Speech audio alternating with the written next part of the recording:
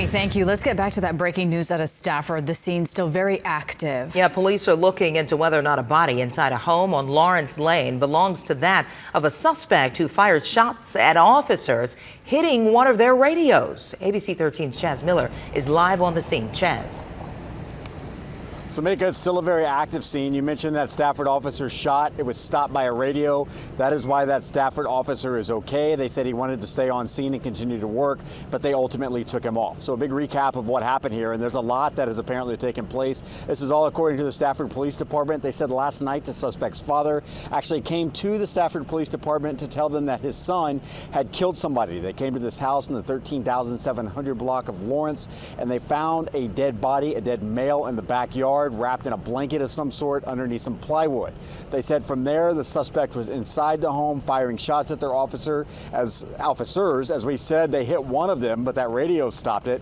They said for an hour and a half that suspect fired shots at officers. I asked the lieutenant we spoke with Stafford how they handle that. He said their training kicked in. They just had to be prepared and be ready for anything that might come their way. Those shots no longer coming out. The other thing big mentioning here is there is somebody dead inside of the house. Now, at this point, they have not confirmed whether or not that is the suspect. We don't know at this point. If it is, they are still working to confirm that. So just a recap of everything we know. There are two people dead, one outside the house, one inside the house. It's not known whether or not that person inside the house is the suspect or not. That is still being determined. As for that officer with the Stafford Police Department who was shot, again, he is going to be okay. Here is more on him. He's a fairly new officer. I want to say he has almost 2 years.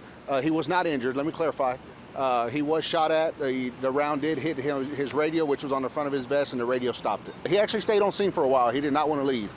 He wanted to see it through to the end. He wasn't injured, so I commend him for trying to see the job through.